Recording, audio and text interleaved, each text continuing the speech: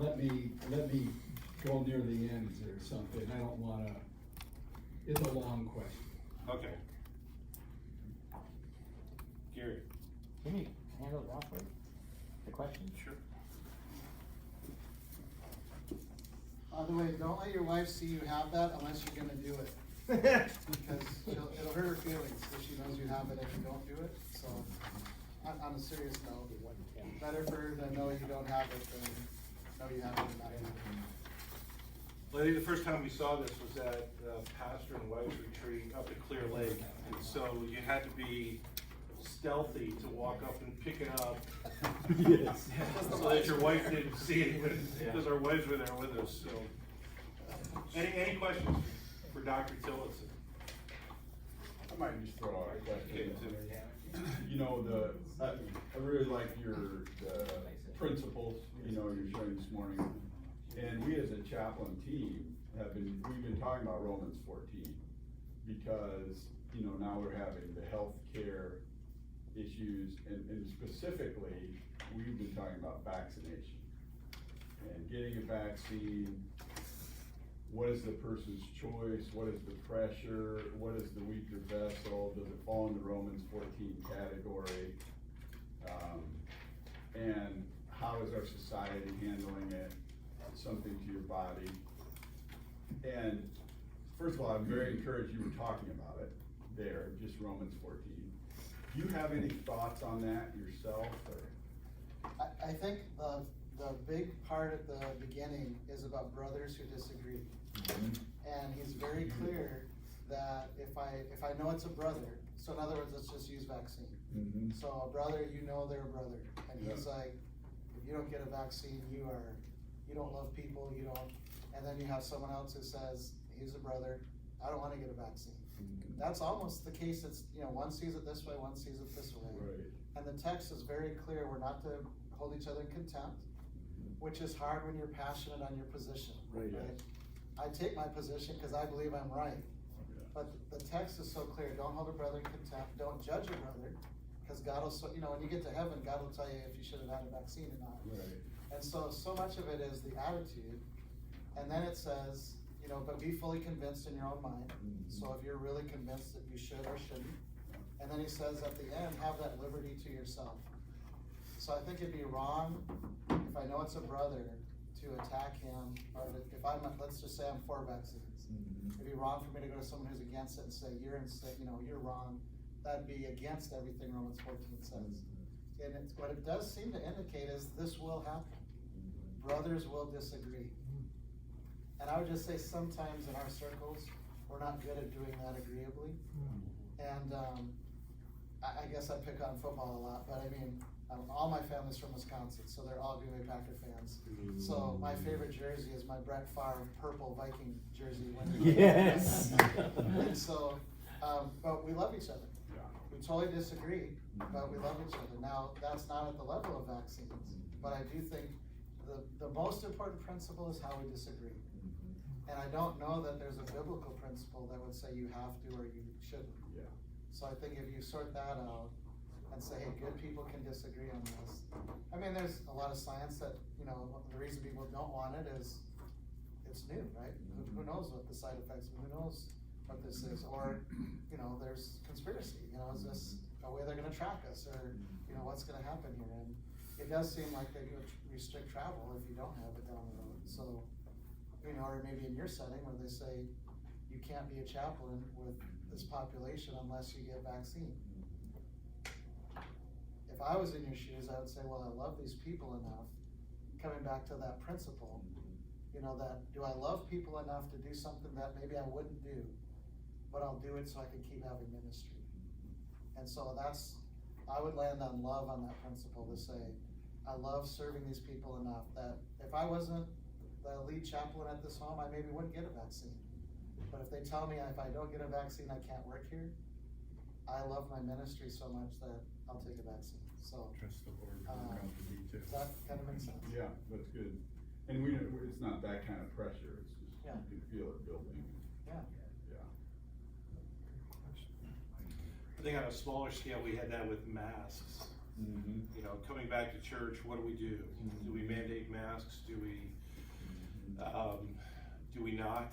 And so we had people on both sides, not that it was adamant, not that we had those kind of discussions where it was a debate, but, you know, we had people that wouldn't come if we mandated masks, we had people who wouldn't come if we didn't have masks. So to try and strike a balance there, and I think that's the principle that we finally came to, we had a group of men that met together to be able to make those decisions. And so how do we best minister to our folks, and how do we best make this happen? And so you're trying to take whatever the government's telling us, whatever the governor's telling us, you know, those mandates that were coming down, and then make decisions based on that. And again, it was all based in love. I think as we wrote up what we were giving to the church, you know, we want to care for one another. So if you don't want to wear a mask, don't wear a mask. But if you're going up to talk to somebody who has a mask on, to be considerate enough to put one on, but don't look down on them, and don't look the other way and say, you know, what are you doing, trying to kill people here?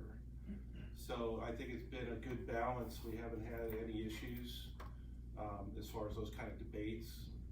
We do have people that are still watching on TV because either way. So it is this mutual love and concern for one another and striking that balance that needs to happen. And the only thing I would add is in the Greek, the weaker brother really has the idea of a new believer. So in other words, if you've been saved a long time and you say, you know, you need to do this because I'm a weaker brother, if you even know that argument, you're probably not a weaker brother. You know, you're not a new believer. So if you try and use the weaker brother principle against me, that if you even understand that principle, you're not a weaker brother. You know, the weaker brother is a new believer, and I'm willing to do anything to help a new believer. But sometimes when they say that, they're really a crusader, they're not a weaker brother. Yeah. So I think that's sort that out too. Yeah. Anybody else?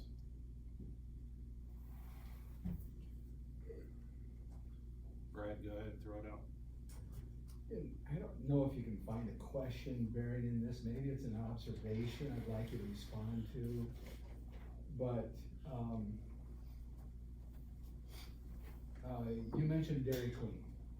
Yeah.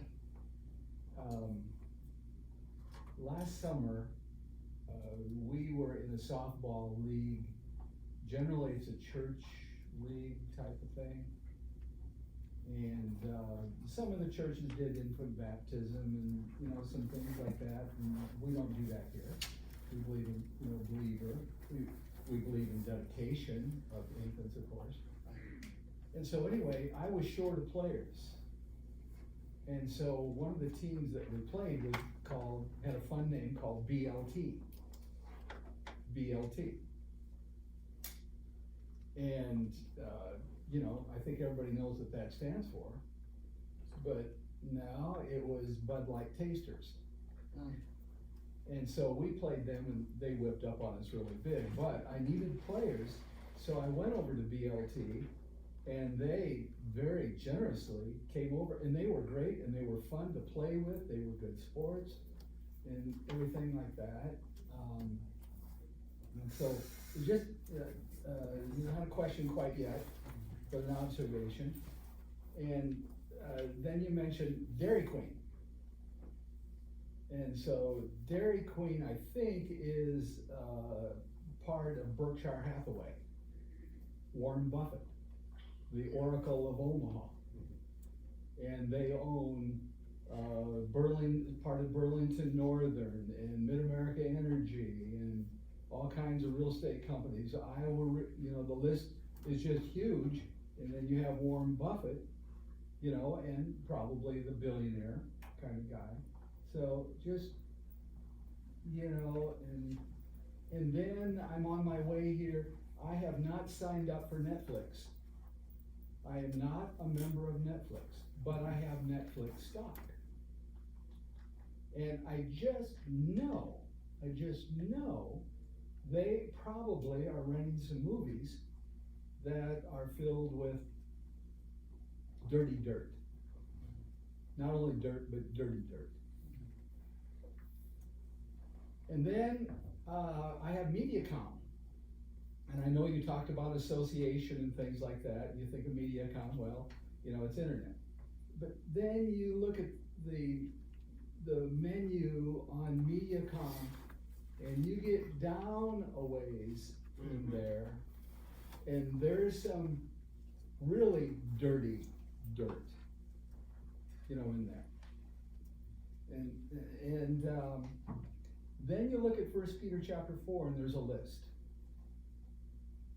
And it talks about walking, you know, after the Gentiles, you know, in whom time past, you know, suffices to walk in the, and then the list is lasciviousness, lust, excess wine, banqueting, abominable idolatry.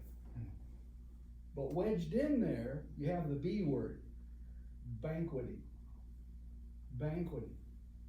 And so today, I don't associate banqueting with, but it's mixed in with lasciviousness and lust and excess wine and abominable idolatries, you know, eating things sacrificed to idols and all that kind of stuff. It is so engrafted, it is so embedded in our society, and I pay my taxes, and some of that tax money may go toward abortions. It is just everywhere. It's just everywhere. I mean, how many are signed up for MediaCom or some, you know, Dish or something, or LinkedIn or whatever, CenturyLink, you know, that are provider of the internet, and it's just filled. It's just filled with dirt. So I don't know if you can find a question buried in there, or the Dairy Queen. When you said Dairy Queen, yeah, but you know, but go ahead. Well, Dairy Queen's probably the easiest one, because if I say Dairy Queen, what does everyone think of? Everyone thinks ice cream. So the current dominant association of Dairy Queen is not Warren Buffett, it's ice cream. So I would be fine with Dairy Queen, because you know, you'd have to do research, but I think if you do enough research, you can have a problem with anything. So you're really looking, what's the current dominant association? I would kind of say the same about the internet. You know, when people think internet, do they think porn? Or do they think, you know, something I have to use at work? I think the challenge for all of us is to be in the world, but not of the world.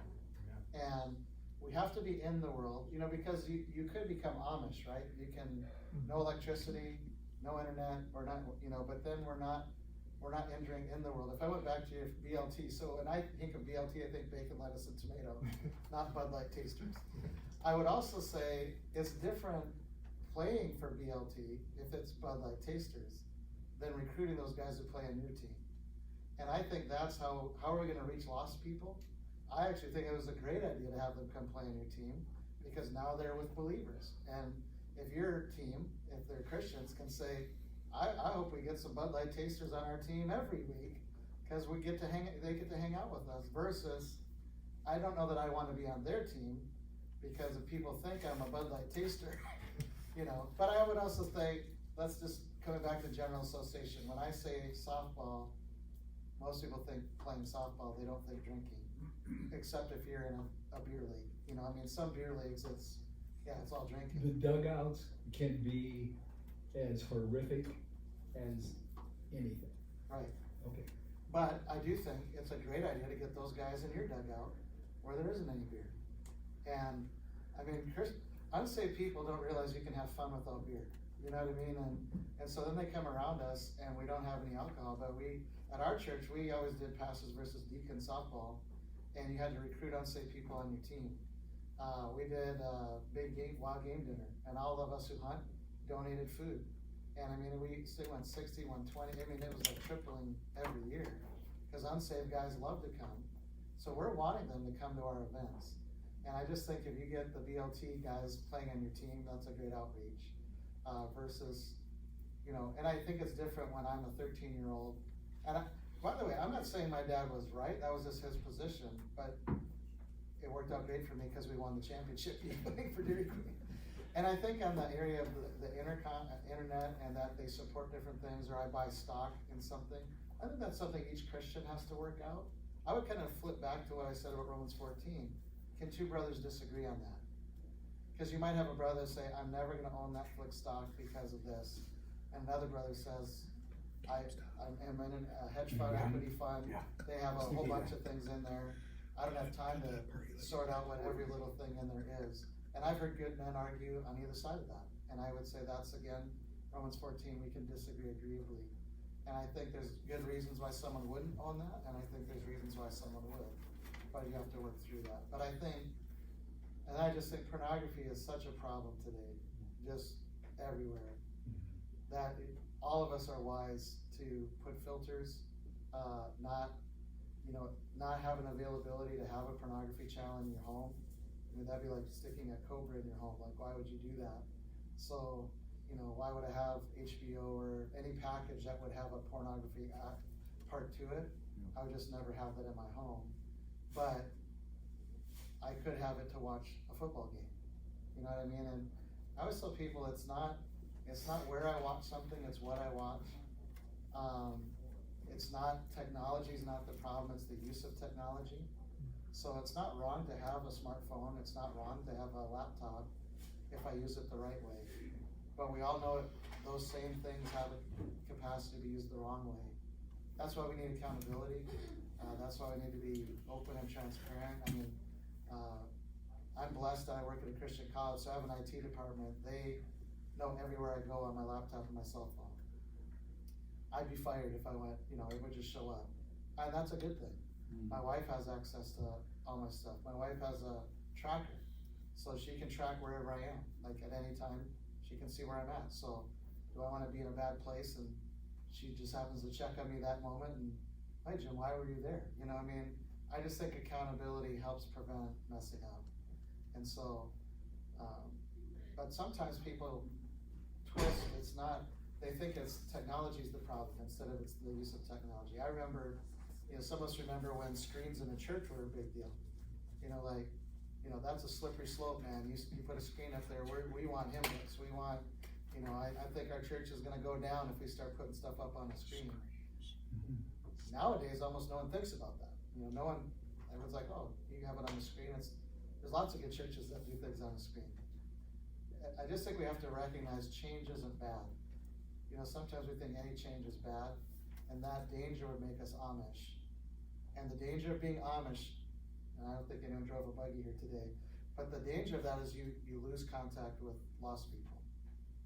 Like the Amish aren't winning a lot of people to Christ because they're so isolated. And Jesus tells us, be in the world, but not of the world. Be salt and light. Well, salt and light is only good if you're in a dark place or you're in an unsalty situation.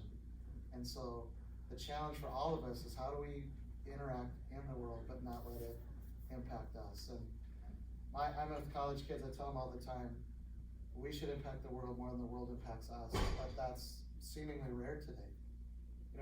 Is the church impacting the culture, is the culture impacting the church? Right. And are we gonna take a stand on abortion? Are we gonna take a stand on homosexuality? That, for us as a Christian college, there's something we might lose our funding in 1 year under the Biden administration. That they may hate speech if you speak against LGBTQ, if you don't let transgenders play in your sports teams, if you have a men's and women's bathroom. And I've told our guys, we'll close before we change on those things. You know what I mean? Like, we're not gonna say abortion's okay, just so that we can have a Christian college. I can't do that. I'd rather go be an electrician. That's great, I'm not knocking an electrician, but I'm not gonna go against the things that are clear in God's word. And so, where God's very clear, I wanna be clear, but where God gives grace, I wanna say good men can disagree. So if we have a softball team and we invite the LGBTQ to play, or the transgender, or the, whatever, might be okay as an outreach? It might be, but I would caution how that affects your outreach to everyone else. In other words, I would try and minister to them in a more one-on-one way because then how does everyone else look at your church team? So if you have it, does that communicate that your church is saying this is okay? But what about BLT? Same thing. Okay. You know, so in other words, do people know that you're witnessing and reaching out to them, or do they think they're switching you into BLT? Yes, So, very good. and I think that if you can define that, but that's why the principles are so good, but they're challenging to work through. You know, there's no cookie cutter, you know, that's why you gotta work through those 6 principles. That's why I found that so helpful for me, because I kinda grew up where someone gave you the list, right? You do this, you're good, do this, and it's not really that easy, I don't think. But you can evaporate gray areas if you apply all 6 principles. It says it's the offense principle, is it the association principle? You know, if BLT's on my team, does everyone else think we're BLT now? Or do they go, oh no, those guys, they don't have alcohol because they can't on our team, you know what I mean? And true ball players, they'll not drink for a couple hours to play ball, you know what I mean? And so ball players will be, oh man, I love to play ball, I can't bring beer in the dugout, oh well, whatever, I wanna play ball. And then I think it's good for unsaved guys to see we're normal, you know, like, I mean, this guy who's got a professional football player, who's a believer, I mean, that's awesome. We have guys that are unbelievable ball players, crush it over the fence, and we have these unsaved guys that, what their view of Christian men are wimpy, weak, pathetic guys. And then they come in and they meet us and they're like, oh, or we did a golf tournament, same thing. Get as many unsaved guys, and I always took an unsaved guy in the cart with me. I talked a way better game than I played, but I could hit the bar far, but just not straight. And you know, but they come out and they're like, we had awesome golfers. We have awesome hunters. You know, there's a lot of guys that hunt elk. See, how many elk have you shot? 0. I mean, we had guys that were shooting trophy elk every year. And then we'd start the dinner by the pictures of all the animals our guys shot with them standing next to it. So unsaved guys are like, these guys go to church? Like, I didn't think Christian guys could be like this. It was just a great outreach. And so it's good to be in our communities so that we can reach people with the gospel. Then there are people who will judge you for shooting animals. Right. You know, and not being total vegetarian or vegan or, you Right. know, so, yeah, very But good. keep going to scripture, you know, then just say, did Jesus eat fish? Yeah, He did, right? He Yeah. ate fish, he was a meat eater, and so, but the judgment comes everywhere. it does. You'll never please everybody. I have women in my church pray against me when I go hunting, just cause they like animals. And they tell me that too, Pastor, I prayed you didn't get anything. I'm like, great. You know, I said, that's how I'm gonna pray when you go out on Black Friday shopping. You don't get anything. So we could joke back and forth. That's great. Thank you. Attitude is important. I think that's one of the biggest things. Dwayne? I think, one of the, scriptures that have helped me a lot, and I come from a very conservative background. In fact, my parents wouldn't have TV in the house, and, we had a situation when we didn't either, and our boys were starting to, get involved with stuff at school, and, all of a sudden they all, said after supper, we got a lot of study to do, we're gonna go downstairs. They had the kind of their boys' room downstairs. And my wife was curious about, you know, are they really studying down there? She called me at my office one day and said, Dad, Dwayne, you gotta come home, we gotta have a talk. I said, what's up? Well, she said, I found we got a little black and white TV set down there, hid in the closet. And I don't want you to come home and, be too angry. Well, our decision, thank God, was we'll get a TV, but we're gonna put it up in the living room where we can all see what's going on. But my point is, I think the Lord Jesus gave us such a beautiful example when he went and said, I must go through Samaria. And he went to the well, and his disciples went on to do whatever they were gonna do. And this woman came, and you know from that what her reputation was. It wasn't good. But his purpose was to reach out to her. He didn't give up his principles, but he loved her enough to be there to ask her for water. And that's helped me a lot in all those decisions. That's a great point.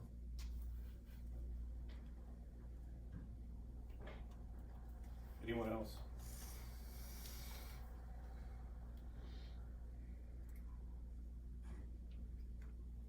I would just comment too, it's good to be in a place where you can discuss like this.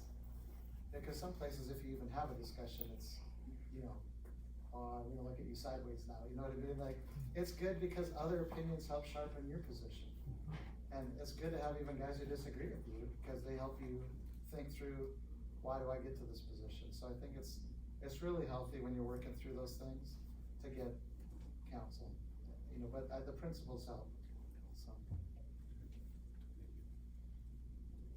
Can you discuss just balancing the home life with desire to be a hard worker and to not slack off and put good hours in, but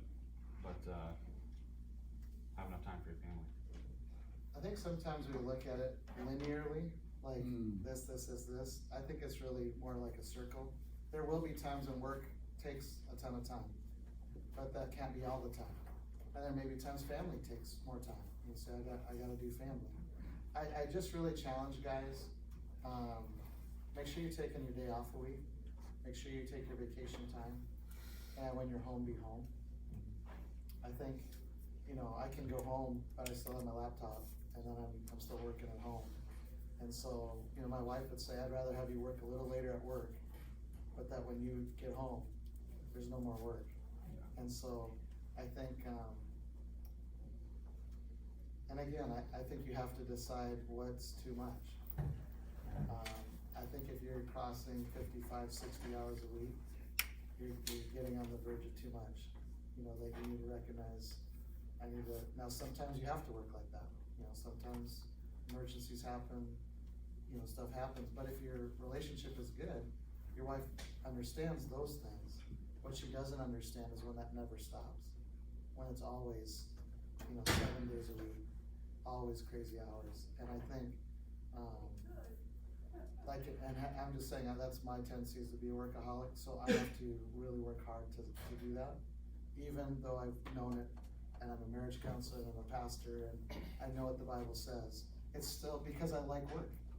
Like I never look at the clock, you know, sometimes my wife was like, hey, you coming home for supper? Yes, I am, I'll be right there. You know, I didn't realize how much time had gone by, and so, but I love my wife. You know, and there have been times where my wife would say she felt like the ministry was my mistress. You know, that I love my ministry more than I loved her. You never want your wife to say that. You know, that if she says that, you better take some time off, go away for a couple of days, you know, make sure that she understands, I love you way more than I love the ministry. Now, I love God, you know, the most. But my wife, I mean, it's like this. And often, our poor wives, they think it's the ministry, and really it's the man. You do decide how much you work. And so, you can blame the ministry, but you have to be honest, it's actually me. You know, I'm making these choices to work too much. And so, I think it is a hard balancing act, and I think as you work through that, it's very important to balance it and build it in early. I'm better at my staff, making sure they take their days off and their vacation time than I am with myself. And then, but because I have good guys, they point it right back to me and say, well, what about you? And I'm like, okay, we're all gonna do this, you know what I mean? And so, that's why you need a friend, you know, that you're accountable and you talk how many hours are you working a week. And if you're consistently saying 60, 60, 60, 60, 60, you know, hopefully that friend is like, something's wrong. You know, you gotta slow down. And I do think it's a stage too. I think like your stage when you have kids at home, my stage when I have no kids at home. Joan and I can work more, and we're both okay with that because we don't have kids at home. I think when your kids are home, you need to be more, and this is what's so sad about business ministry. When we're first starting out, when I was a church planter, and you're working your guts out to get this thing off the ground, when it's finally doing really successful, you know, 10 years later, you missed all that time. And someone challenged me once in ministry. He said, take your calendar out and look who you spent most of your time with. And I did that, and the people who had most of my time weren't in my church anymore. And I have 3 kids and my wife. He said, there's in my family, there's 4 people that'll never leave the church. My wife and my 3 kids. So make sure you spend the time with the right people as well. Jesus spends time with faithful people, and there'll always be people that they're quick to come for counseling, but they're slow to be counseled. Does that make sense? They always want your time, but they don't wanna do what they need to do to fix the problem. So then of course, they always have emergencies. And so then you can be out every night, and, I just think you gotta try and find that balance. But some weeks, every pastor in the room, someone dies. Well, I think Dave, I remember we had 3 guys die one time, and, sometimes those things happen, and you can't just work 40 hours those weeks. But your wife has to know that's the exception, not the rule. Does that make sense?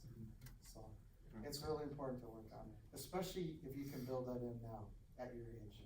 It'll set you up for great success down the road. Yeah, my father-in-law was in ministry for 60 years. And I remember talking to him, he had a massive heart attack. And he's sitting he's laying in the hospital bed. And he's watching the nurses who are taking care of him. And he said, I'm getting great care. I'm getting great, everybody's doing what they need to do. But I'm watching the nurses out at the nurses station, they're talking. They're taking a break, they're doing what they do, but they're still caring for me. He goes, I realized then that my life was out of balance. He said, I never took a day off. I always allowed things to creep in. And he said, if I could go back and do it again, he said, I lost time. He's admitting this to me. He goes, I lost time with my kids. So he said, Tom, I've been in ministry 35 years. So he spoke to me and he goes, you take time with your kids. You take time when you need to. The problem with the ministry is that it never ends. You never walk away from it and say, okay, I'm done for today. There's always another challenge. And so that was his challenge to me is, you need to balance this out. And one of the blessings of ministry is if my kids have a program in the middle of the day, I could go. And I could take that. But then there's that balance. The other side of that is I could take advantage of that also. And hey, I've got my 40 hours, I work my 40 hours, but I'm also asking my church family and men in our church and volunteers in our church to work 40 hours a week and then come and serve.